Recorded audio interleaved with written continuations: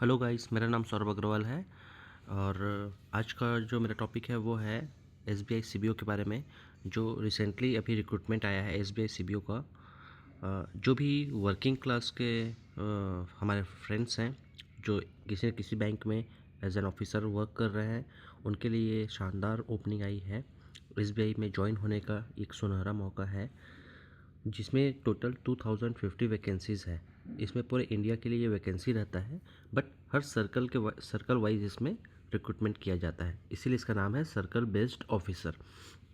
आइए जानते हैं इसको अप्लाई कैसे करें। सबसे पहले आप गूगल में आ जाइए। गूगल में आप टाइप कीजिए एसबीआई सीबीओ रिक्रूटमेंट। जैसे ही आप इसमें क्लिक करेंगे तो एसबीआई का ये वेबसाइट आ जाएगा जिसमें करंट ओपनिंग करियर आ जाएगा इसका। इसमें लिंक में आप क्लिक कर दीजिए।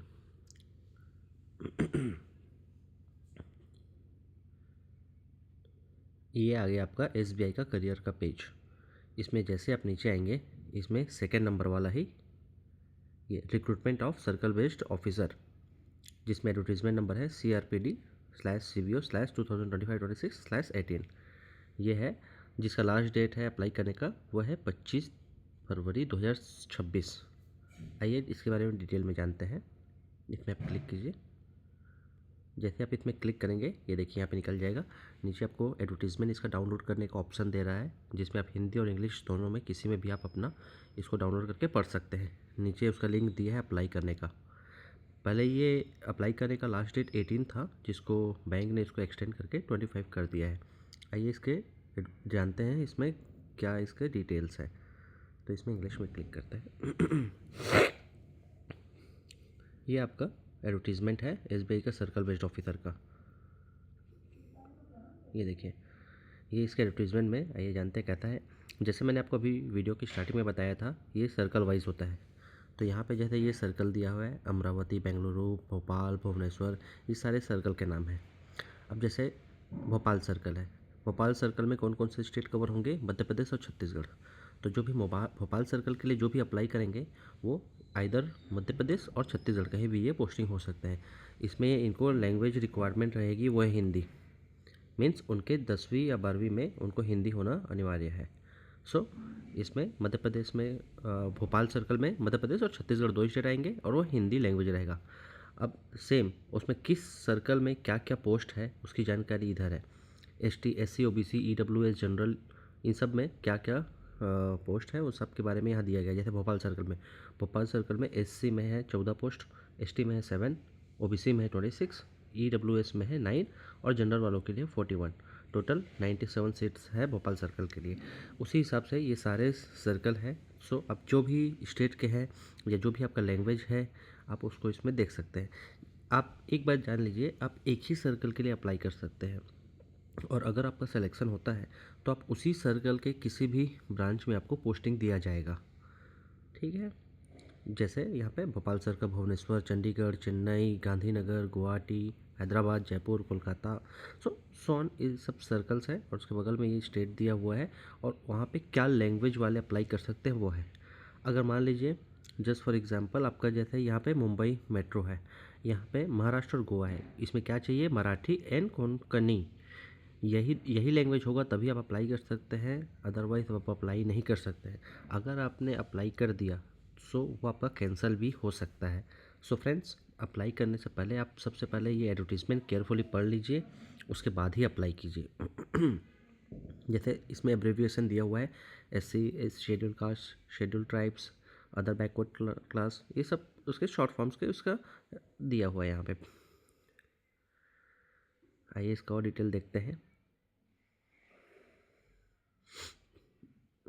जिसमें इसमें एलिजिबिलिटी क्राइटेरिया देखते हैं कौन इसमें एलिजिबल है। सो इसमें क्या चाहिए? Graduation in any discipline from a recognised university और equivalent qualification recognised as such by the central government including IDD।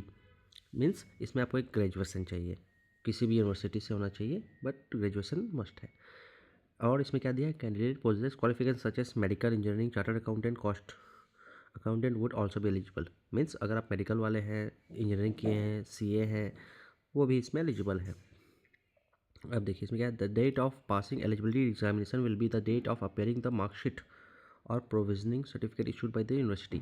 सो ये जो भी डिटेल है वो आप इसमें केयरफुली इसको देख के पॉज करके आप रीड कर लीजिए, या मैंने आपको लिंक तो बता दिया है कैसे आपको देखना है, वहाँ पे आप जाके इसको देख सकते हैं।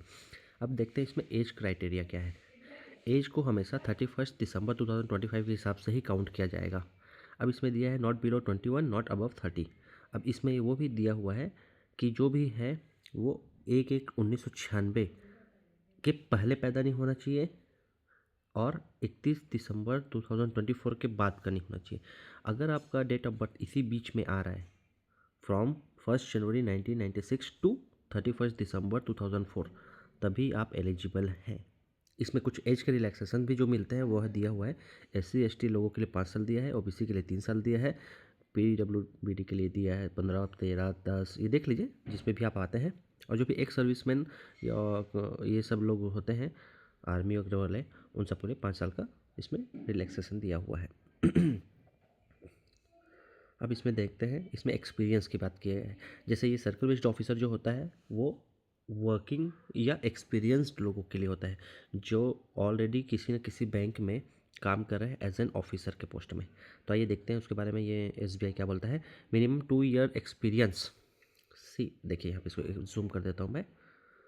हाँ, जो सी पॉइंट है उसको देखिए, experience post essential academic qualification, मतलब पढ़ाई के बाद आपका एकेडमिक क्वालिफिकेशन के बाद आपका एक्सपीरियंस एज ऑन 31 दिसंबर 2025। सो इसमें क्या बोलता है, minimum 2 year experience as on 31/12/2025 as an officer in any scheduled commercial bank or any regional rural bank as listed in second schedule of RBI।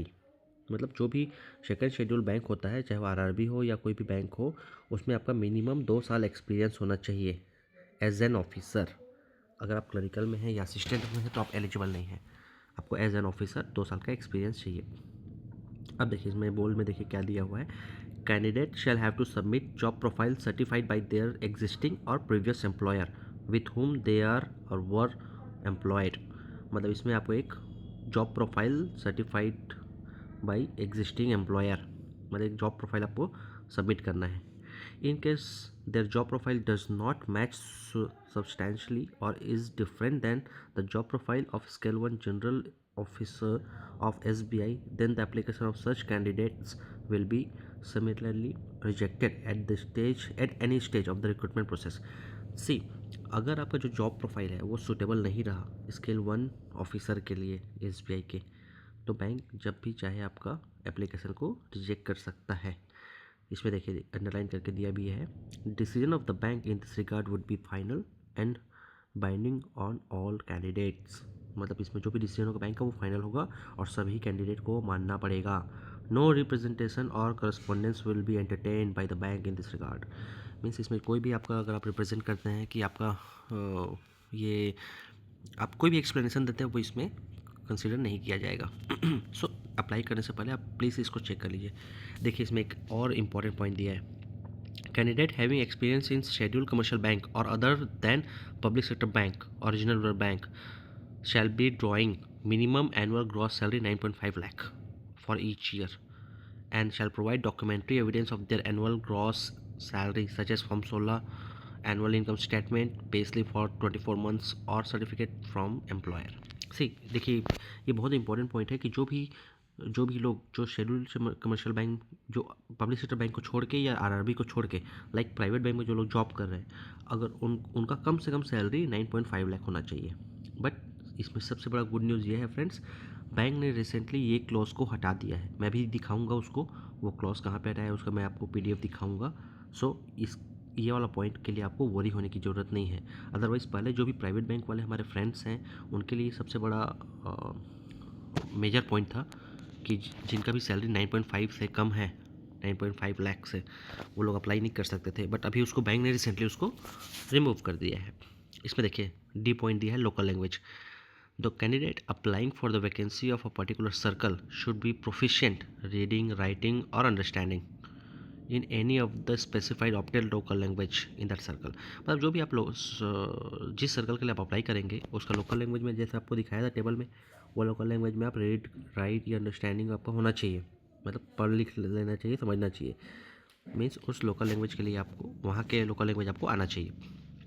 इसमें the test knowledge of the specified opted local language of the applied circle will be conducted as a part of selection process. Means इसमें आपका एक local language का एक test भी होगा जो आपको करना पड़ेगा।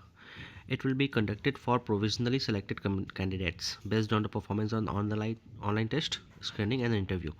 जो भी टेस्ट और इंटरव्यू में जो भी सेलेक्ट होंगे उन सब के साथ ये किया जाएगा। बिफोर ज्वाइनिंग द बैंक, मतलब बैंक ज्वाइन करने से पहले। Candidate who fails to qualify this test will not be offered appointment. जो भी कैंडिडेट इस टेस्ट में फेल होंगे उनको अपॉइंटमेंट ऑर्डर लेटर नहीं मिलेगा। Candidate who produced 10th and 12th standard mark sheet certificate evidence having studied the specified opted local language of the applied circle as the one of the subjects will not be required to undergo the language test। Means जिसका भी 10th और 12th में वो language है, जैसे आप Hindi apply करें तो हिंदी रहना है, आप मराठी अप्लाई करें तो मराठी रहना है 10वीं या 12वीं में, तो आपको वो टेस्ट देने की ज़रूरत नहीं है। अगर आपका 10वीं या 12वीं में नहीं है तो आपको वो लोकल लैंग्वेज टेस्ट आपको देना पड़ेगा।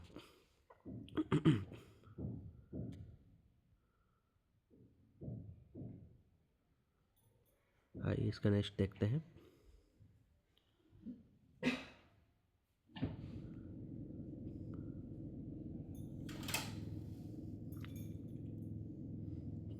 देखिए आइए इसका मेजर पॉइंट है जो है selection procedure. The selection process consist of online test, screening and interview. मतलब इसमें आपका सबसे पहले ऑनलाइन टेस्ट होगा, उसमें फिर स्क्रीनिंग होगी, उसके बाद आपको इंटरव्यू में बुलाया जाएगा। सबसे पहले ऑनलाइन टेस्ट जो होगा, online test will consist objective test for 120 marks and descriptive test for 50 marks. मतलब टोटल 170 मार्क्स होंगे, जिसमें 120 मार्क्स आपका ऑब्जेक्टिव टेस्ट होगा एंड 50 मार्क्स के आपके डिस्क्रिप्टिव पेपर होंगे। The descriptive paper will be administered immediately after conclusion of the objective test. Means जैसे ही आपका ऑनलाइन टेस्ट होगा, ऑब्जेक्टिव टेस्ट, उसके तुरंत बाद आपका ये डिस्क्रिप्टिव टेस्ट भी होगा, मतलब दोनों एक साथ ही होगा। Candidate will have to type the descriptive test answer on the computer. मतलब इसमें आपको टाइप करना है कंप्यूटर में, जो भी आपका डिस्क्रिप्टिव टेस्ट में आपको क्वेश्चन पूछा जाएगा उसको आंसर वहीं पे कंप्यूटर में आपको टाइप करना है। सी ऑब्जेक्टिव टेस्ट में क्या होगा, the duration of objective test is 2 hours and consist 4 section of total 120 marks. Means 2 घंटे का इसका पेपर होगा, जिसमें 4 सेक्शन से आएंगे आपके questions. English language, banking knowledge, general awareness in economy, computer aptitude. सी इन सब के जैसे इंग्लिश लैंग्वेज से 30 क्वेश्चन आएंगे, टोटल मार्क्स 30 मार्क्स के रहेंगे। बैंकिंग नॉलेज के 40 क्वेश्चन रहेंगे, 40 मार्क्स के रहेंगे। सेम जनरल अवेयरनेस और इकोनॉमी के 30 क्वेश्चन रहेंगे, 30 मार्क्स रहेंगे। कंप्यूटर एप्टीट्यूड के भी 20 क्वेश्चन, 20 मार्क्स। इन सब में भी देखिए ड्यूरेशन दिया हुआ है, टाइम। लाइक हर एक टेस्ट के लिए आपका टाइम दिया हुआ है, उसी हिसाब से आपको चलना पड़ेगा।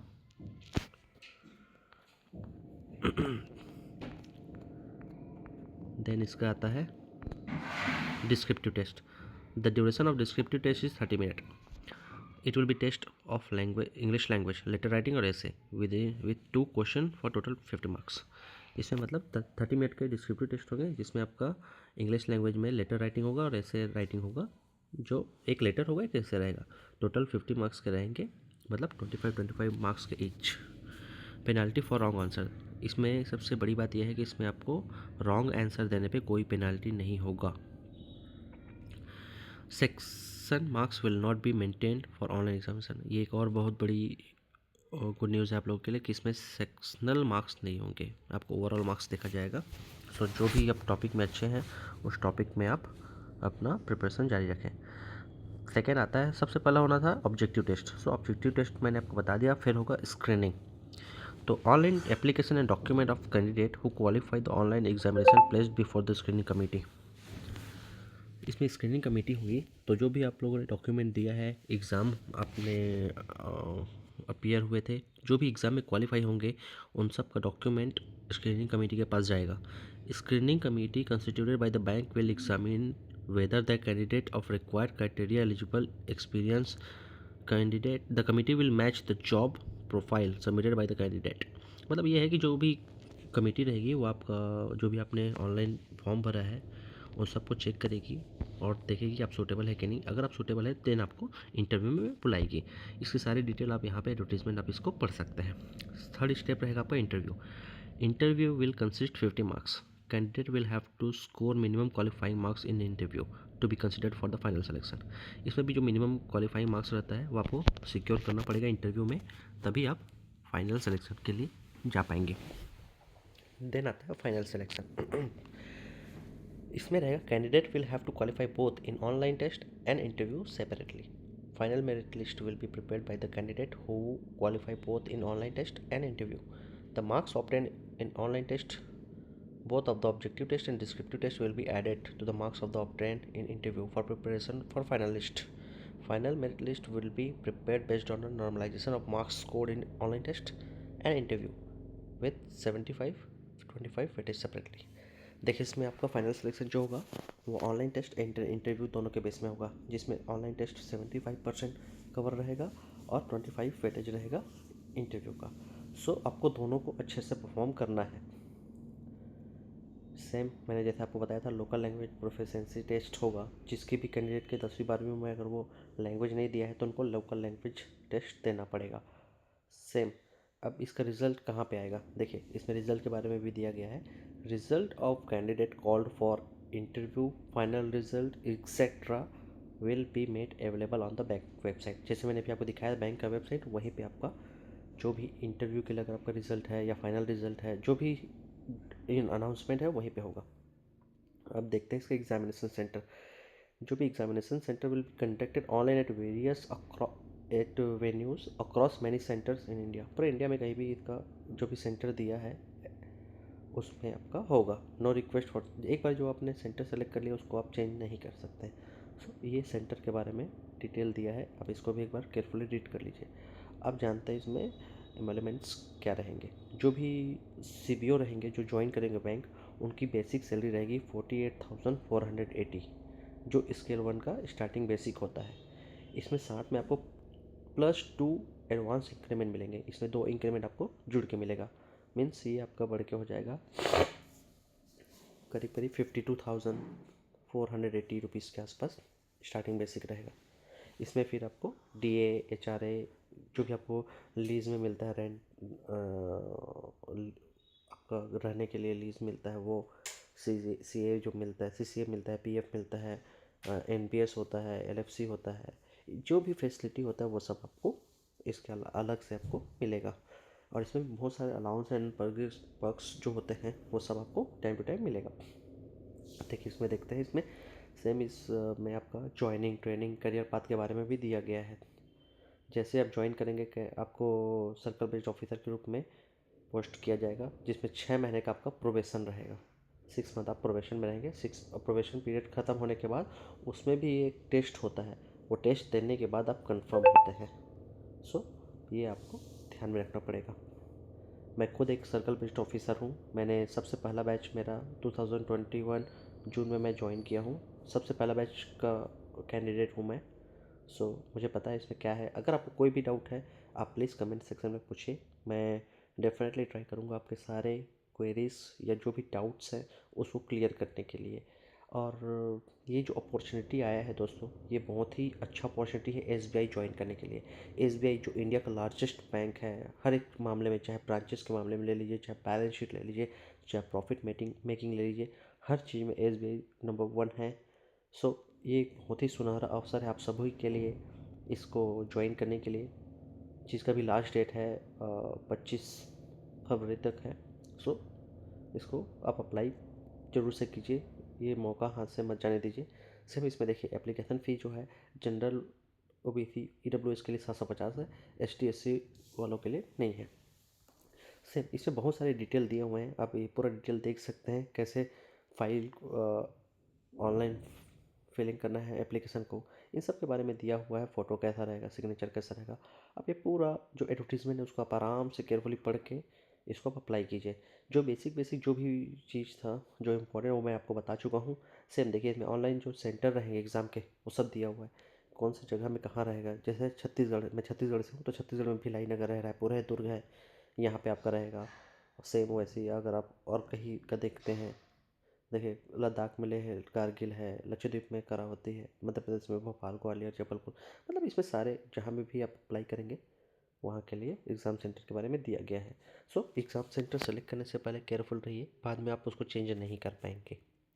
देखिए सेम इसमें आपका गाइडलाइंस दिया है, आपका सिग्नेचर, फोटोग्राफ या डॉक्यूमेंट अपलोड करने का कैसा कैसा रहेगा, ये आप केयरफुली ध्यान से स्कैन कीजिएगा, क्योंकि ये सब आपका सिलेक्शन में बहुत बड़ा हेल्प करता है। अगर आपका स्कैन ही सही नहीं रहेगा तो कोई विजिबल ही नहीं रहेगा, तो स्क्रीनिंग कमेटी देखेगी कैसे।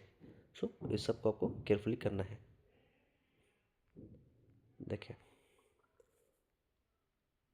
अभी हमारा जो SBI बैंक है वो 5th strongest brand in India awarded है। सो जैसे मैंने आपको बताया, ये रहा वेबसाइट।